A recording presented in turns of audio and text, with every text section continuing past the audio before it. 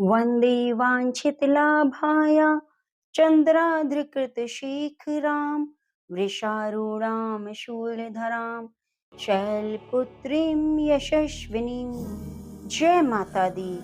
ओम दुम दुर्गाय नमः।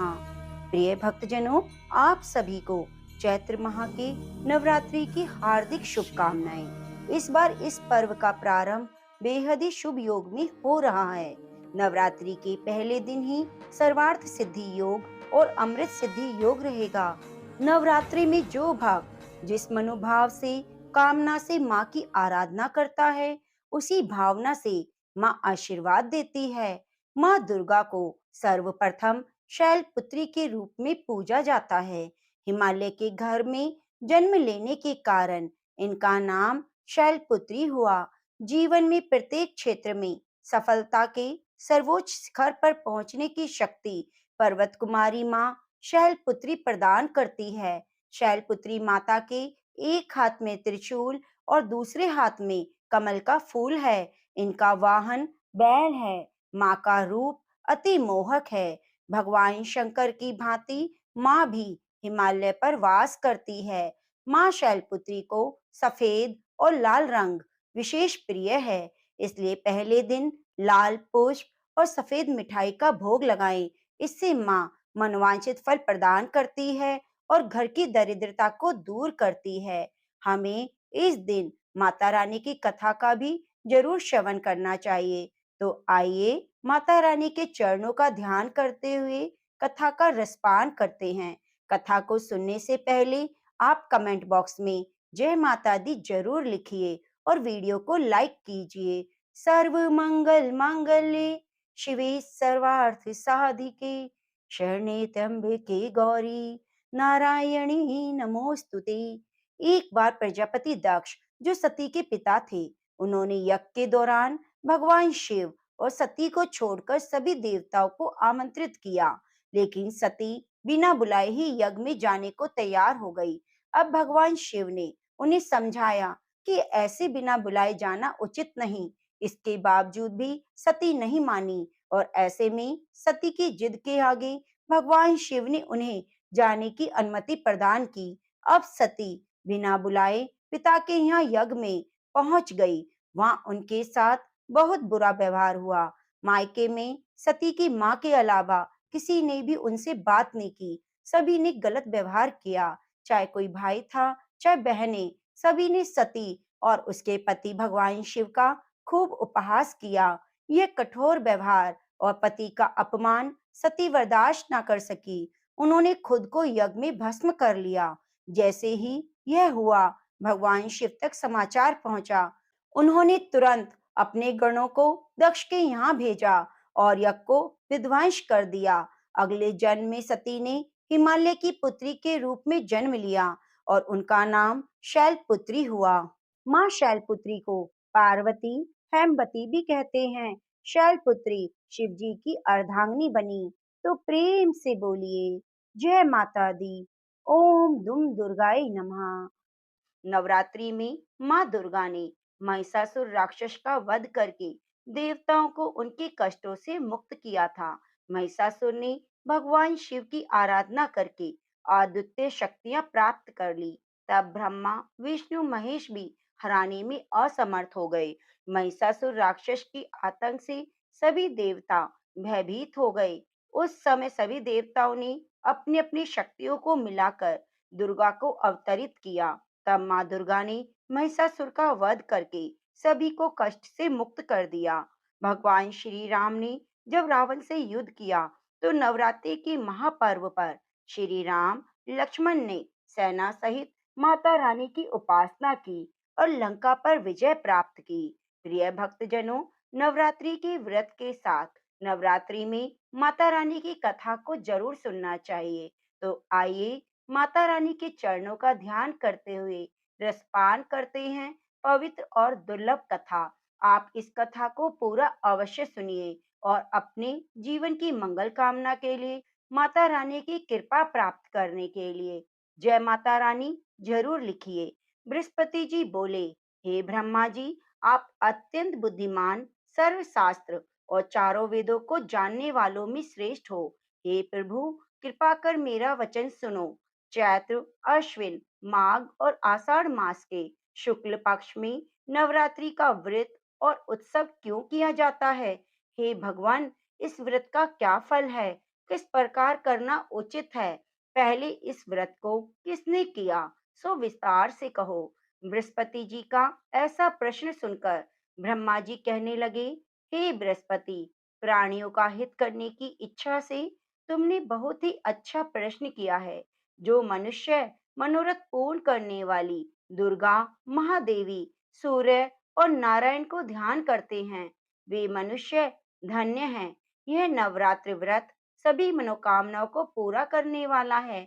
इसके करने से पुत्र चाहने वाले को पुत्र, धन चाहने वाले को धन, विद्या चाहने वाले को विद्या, सुख चाहने वाले को सुख मिल सकता है। इस व्रत को करने से रोगी मनुष्य का रोग दूर हो जाता है। कारागार में पड़ा हुआ मनुष्य बंधन से छूट जाता है। मनुष्य की तमाम विपत्तियां दूर हो जाती हैं और घर में संपूर्ण संपत्तियां आकर उपस्थित हो जाती हैं। बंध्या और काक बंध्या के इस व्रत के करने से पुत्र हो जाता है। समस्त पापों को दूर करने वाले इस व्रत के करने से ऐसा कौन सा मनोरथ है जो पूरा नहीं हो सकता?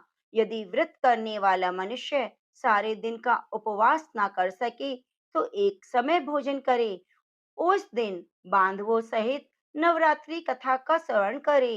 हे बृहस्पति, जिसने पहले इस महाव्रत को किया है, उसका पवित्र इतिहास मैं तुम्हें सुनाता हूँ। तुम सावधान होकर सुनो।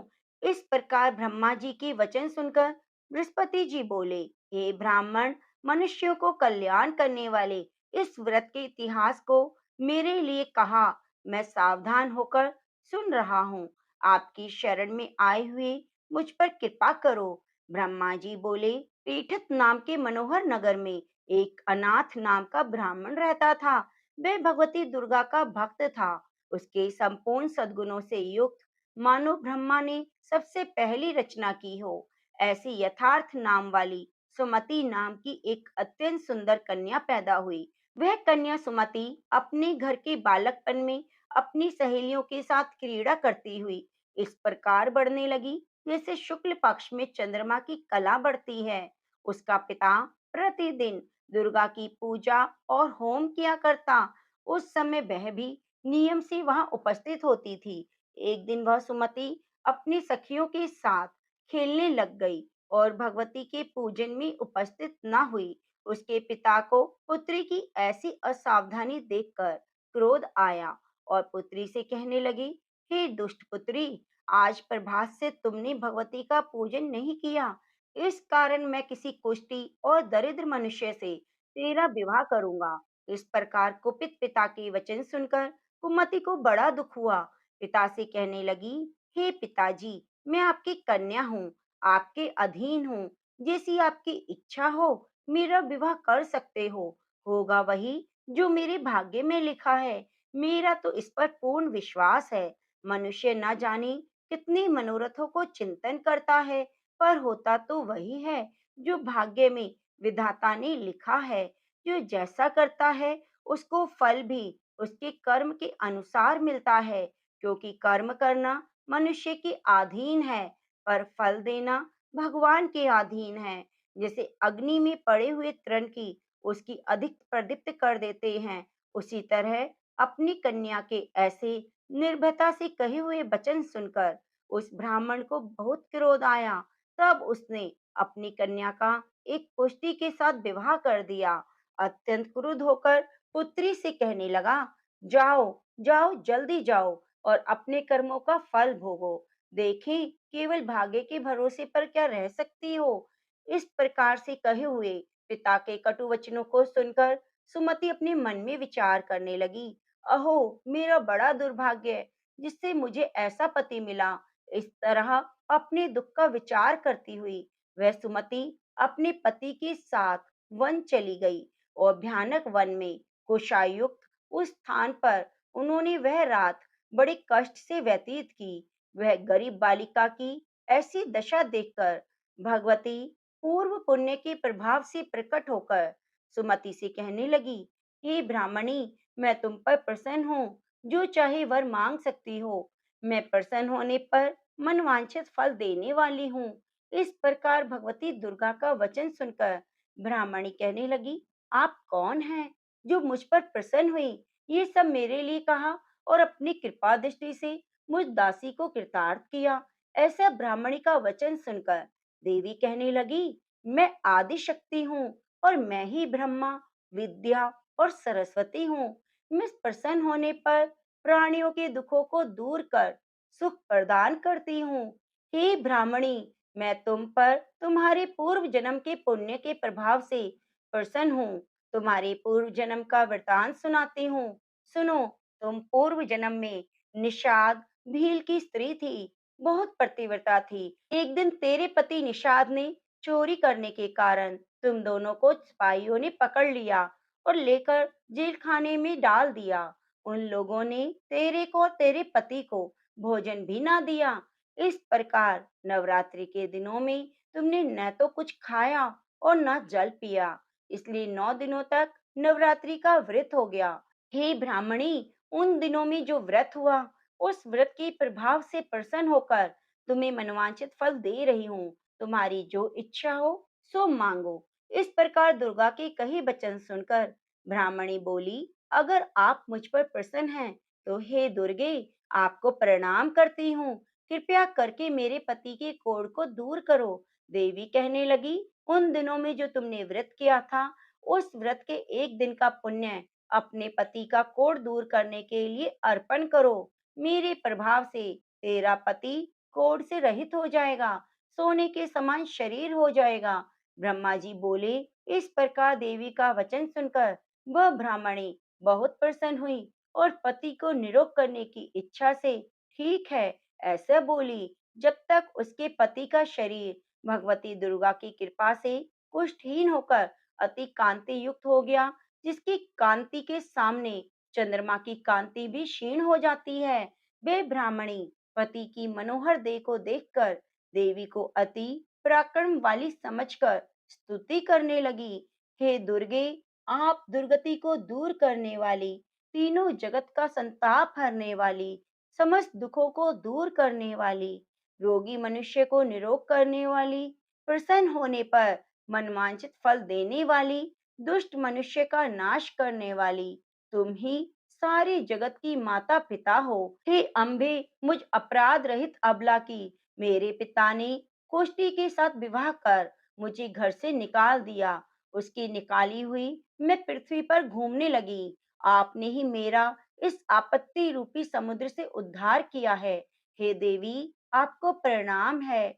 मुझ दीन की रक्षा करो। ब्रह्मा जी बोले, हे बृहस्पति, इस प्रकार उस सुमति ने मन से देवी की बहुत स्तुति की। उसे की हुई स्तुति सुनकर देवी को बहुत संतोष हुआ और ब्राह्मणी से कहने लगी, हे ब्राह्मणी, तुम्हारे उदायल नाम का एक अति बुद्धिमान, धनवान, कीर्तिवान, जितेंद्रिय पुत्र शीघ्र होगा। ऐसा कहकर वह देवी उस ब्राह्मणी से फिर कहने लगी, हे ब्राह्मणी, जो कुछ इच्छा है वही मनोवांछित वस्तु तुम मांग सकती हो। ऐसे भगवती दुर्गा का वचन सुनकर सुमति बोली, हे दुर्गे, अगर आप मुझ पर प्रसन्न हैं तो कृपया करके मुझे नवरात्रि की विधि बताइए।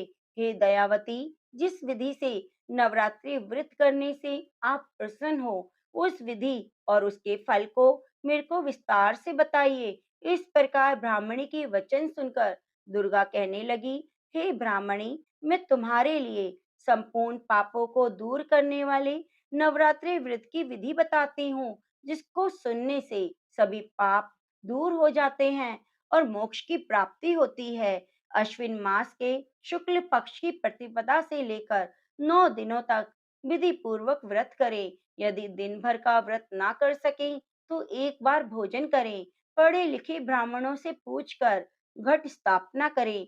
वाटिका बनाकर प्रतिदिन जल से सींचे।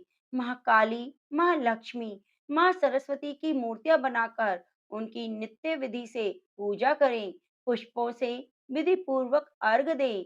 बिजोरा के फूल से अर्घ देने से रूप की प्राप्ति होती है। जायफल से कीर्ति, दाग से कार्य की सिद्धि होती है। आंवले से सुख और केले से भूषण की प्राप्ति होती है। इस प्रकार फलों से अर्घ देकर यथा विधि हवन करें। खांड, घी, गेहूं, शहद, जौ, तिल, बिंब, नारियल, दाख, कदम, इनसे हवन करें। गेहूं होम करने से लक्ष्मी की प्राप्ति होती है। खीर और चंपा के पुष्पों से धन और पत्तों से तेज और सुख की प्राप्ति होती है। आंवले से कीर्ति और केले से पुत्र की प्राप्ति होती है। कमल से राज सम्मान और दाखों से सुख संपत्ति की प्राप्ति होती है। व्रत करने वाला मनुष्य इस विधान से होम कर आचार्य को अत्यंत नम्रता के साथ प्रणाम करे और यज्ञ की सिद्धि के लिए दक्षिणा दे। इस महाव्रत को पहले बताई हुई विधि के अनुसार जो कोई करता है, उसके सभी मनोरथ पूर्ण हो जाते हैं। इसमें तनिक भी संशय नहीं। इन 9 दिनों में जो कुछ दान आदि किया जाता है, उसका करोड़ों गुना फल मिलता है। इस नवरात्रि के व्रत करने से अश्वमेध यज्ञ का फल मिलता है। हे ब्राह्मणी, इन संपूर्ण मनोकामनाओं को पूर्ण करने वाले उत्तम व्रत को तीर्थ, मंदिर या घर में ही विधि पूर्वक करें। ब्रह्मा जी बोले, हे बृहस्पति, इस प्रकार ब्राह्मणी को व्रत की विधि बतलाकर देवी अंतर ध्यान हो गई। जो मनुष्य, स्त्री पुरुष इस व्रत को विधि पूर्वक करता है, इस लोक में सुख पाकर दुर्लभ मोक्ष को प्राप्त करता है। हे बृहस्पति, यह दुर्लभ व्रत का महात्म्य मैंने तुम्हारे लिए बताया। ऐसा ब्रह्मा जी का वचन सुनकर बृहस्पति जी आनंद के कारण रोमांचित हो गए। ब्रह्मा जी से कहने लगे, हे ब्रह्मा जी, आपने मुझ पर अति कृपा की, जो अमृत के समान इस नवरात्रि व्रत का महात्म्य सुनाया। हे प्रभु, आपके बिना और कौन इस महात्म्य को सुना सकता है। ऐसा बृहस्पति जी के वचन सुनकर ब्रह्मा जी बोले, हे बृहस्पति, तुमने सभी प्राणियों का हित करने वाले इस अलौकिक व्रत को पूछा, इसलिए तुम धन्य हो। यह भगवती शक्ति संपूर्ण लोकों का पालन करने वाली है। इस महादेवी के प्रभाव को कौन जान सकता है। तो प्रेम से बोलिए, जय माता दी। ओम दुम दुर्गाए नमः। प्रिय भक्तजनों, अब श्रवण करते हैं गणेश जी की कथा, क्योंकि नवरात्रियों में हमें गणेश जी की कथा को जरूर सुनना चाहिए। गौरी पुत्र गणेश की जय। ओम नमः शिवाय। प्रेम से बोलिए, गणेश भगवान की जय हो। एक गांव में एक शंभू नाम का व्यक्ति रहता था। वह गणेश भगवान का परम भक्त था। गणेश भगवान की भक्ति उसे पिता से विरासत में मिली थी। वह रोज प्रभु को भोग लगाता, आरती करता, उसके बाद ही कुछ खाया करता। गणेश भगवान की उस पर विशेष कृपा थी। उसके घर में किसी चीज की कमी ना थी। केवल उसकी पत्नी को छोड़कर। उसकी पत्नी का नाम तो शांति था, परंतु वह बिल्कुल अशांत थी। उसे भगवान की पूजा करना बिल्कुल पसंद नहीं था। वह रोज सुबह शंभू पर चिल्लाती और एक बात कहती, क्या शोर मचा रखा है। रोज रोज घंटी बजाकर, शंख बजा बजाकर पूरा गांव इकट्ठा कर लेते हो। बहुत समझाता, पर वह समझने वाली कहाँ थी। एक दिन शंभू को किसी काम से बाहर जाना पड़ा। उसने अपनी पत्नी से बड़े ही प्रेम भाव से कहा, शांति सुनो, मुझे 2 दिनों के लिए बाहर जाना है। इतना सा काम कर देना कि प्रभु के भोग का ध्यान रख लेना, नहीं तो मेरे प्रभु भूखे रह जाएंगे। शांति ने अनमनी मन से बात सुनी। जब शंभू चला गया तो उसे एक उल्टी चाल सूझी। उसने सोचा, यदि गणेश भगवान को ही घर से बाहर निकाल दूं, तो रोज रोज की आरती, पूजा, भोग, शोर शराबे का झंझट खत्म हो जाएगा। उसने घर के पीछे जाकर एक गड्ढा खोदा, उसमें गणेश जी की मूर्ति को दबा दिया और घर में वापस आ गई। शंभू जब घर वापस आया तो उसने मंदिर में गणेश भगवान को ना देखा। वह भागा भागा शांति के पास गया और कहने लगा, शांति, मेरे प्रभु कहाँ हैं? वे मंदिर में नहीं हैं। शांति अनजान बनकर बोली, मुझे तो पता नहीं, कल रात ही तो मैंने धूप, आरती और भोग लगाया था। शंभू पागलों की तरह गणेश भगवान को पूरे घर में खोजता रहा। उसे मन ही मन पता था कि यह काम तो शांति का है। उसी ने मेरी पूजा पाठ पसंद नहीं। उसने ही शांति से कहा, यदि मेरे प्रभु मुझे ना मिले तो मैं खाना पीना छोड़ दूंगा। शांति को लगा 1-2 दिन का नाटक है, उसके बाद सब ठीक हो जाएगा। शंभू को रोते बिलखते 7 दिन हो गए। वह शांति से बोला, शांति, मुझे पता है तुमको ही मेरी पूजा पाठ पसंद नहीं। मेरे गणेश भगवान की प्रतिमा को तुमने कहीं छिपाया है। यदि मुझे मेरे गणेश भगवान ना मिले तो मैं कुएं में कूदकर अपनी जान दे दूंगा। अगर शांति मुंह खोलती तो उसका झूठ पकड़ा जाता। इसलिए वह बोली, आप मुझ पर शक क्यों कर रहे हो? सच में मुझे नहीं पता। ज्यादा प्यार आ रहा है तो मैं नई प्रतिमा लाकर देती हूँ, पर शंभू को तो वही चाहिए थी। सारे गांव वाले यह देख रहे थे और इकट्ठा हो गए। शंभू की व्यथा गणेश भगवान भी देख रहे थे। वह भी अपने भक्त के पास जाने के लिए बेचैन थे। उधर शंभू कुएं की ओर चढ़ गया। शांति भागी भागी गणेश भगवान की प्रतिमा गड्ढे से निकालने लगी, पर गड्ढे में गणेश जी की प्रतिमा नहीं थी, क्योंकि गणेश भगवान अपनी प्रतिमा स्वयं निकाल लिए थे। गणेश भगवान बालक का रूप लेकर और अपनी प्रतिमा को निकालकर शंभू के पास पहुंचे और बोले, काका, यही प्रतिमा है आपकी, इसे ही ढूंढ रहे हो क्या? शंभू ने पीछे मुड़कर देखा तो एक सुंदर बालक के हाथ में गणेश जी थे। वे कुएं से नीचे उतरा, प्रभु को गले से लगाया और रोते रोते स्नान कराया, भगवान को मंदिर में स्थापित किया। वह बालक शांति की तरफ देखकर मुस्कुरा रहा था। शांति सोच में पड़ गई कि इस मूर्ति का पता इस बालक को कैसे चला। शंभू के साथ शांति भी अंदर चली गई। शंभू ने रोते रोते बड़े भाव से गणेश जी को स्थापित किया, पूजा की और बालक का खूब धन्यवाद किया। बालक जी, जो स्वयं भगवान थे, वे बोले, काका, क्या मुझे भोग नहीं खिलाओगे? शंभू भागा भागा गया और भोग लेकर आया। जैसे ही भोग लेकर आया तो उसने देखा बालक अंतर ध्यान हो गया और तेज प्रकाश गणेश जी की प्रतिमा से उदित हो रहा है। वहां से बालक का अंतर ध्यान होना और तेज प्रकाश पुंज का आना, शांति को अपने भूल का पश्चाताप होने लगा। वे दोनों समझ गए कि स्वयं गणेश जी अपनी प्रतिमा लेकर स्वयं स्थापित होने आए और मुझे दर्शन देने आए। दोनों भाव विभोर हो गए। उसी रात गणेश भगवान ने दर्शन दिए और कहा, मेरे साथ साथ शुभ लाभ, रिद्धि सिद्धि, सुख वैभव और लक्ष्मी जी सदा तुम्हारे घर में वास करेंगी। दुखियों की सेवा करना, दान देना, धर्म करना। इस प्रकार से शंभू की भक्ति अमर हो गई। प्रिय भक्तजनों, जो भी इस कथा का श्रवण करता है, गणपति बाप्पा उस पर कृपा करते हैं, उसके घर में माता लक्ष्मी का वास हो जाता है। तो प्रेम से बोलिए, गणेश भगवान की जय हो। ओम नमः शिवाय। ओम गण गणपताय नमः। प्रेम से बोलिए, जय माता दी। अब आइए माता रानी की आरती करते हैं। शैलपुत्री माँ बैल सवार, करे देवता जय जयकार, जय जयकार। शिव शंकर की प्रिय भवानी, तेरी महिमा किसी ने न जानी। शिव शंकर की प्रिय भवानी, तेरी महिमा किसी ने न जानी। पार्वती तू उमा कहलावे, जो तुझे सिमरे सो सुख पावे। रिद्धि सिद्धि परवान करे तू, दया करे धनवान करे तू। रिद्धि सिद्धि परवान करे तू, दया करे धनवान करे तू। सोमवार को शिव संग प्यारी, आरती तेरी जिसने उतारी। सोमवार को शिव संग प्यारी, आरती तेरी जिसने उतारी। उसकी सगरी आस पुजा दो, सगरे दुख तकलीफ मिटा दो। उसकी सगरी आस पुजा दो, सगरे दुख तकलीफ मिटा दो। घी का सुंदर दीप जला के, गोला गरी का भोग लगा के।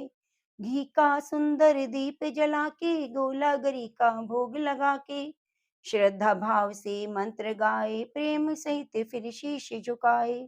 श्रद्धा भाव से मंत्र गाए, प्रेम सहित फिर शीश झुकाए। जय गिरिराज किशोरी अम्बे, शिव मुख चंद्र चिकोरी अम्बे। मनोकामना पूर्ण कर दो, भक्त सदा सुख संपत्ति भर दो। मनोकामना पूर्ण कर दो, सुख संपत्ति तुम भर दो।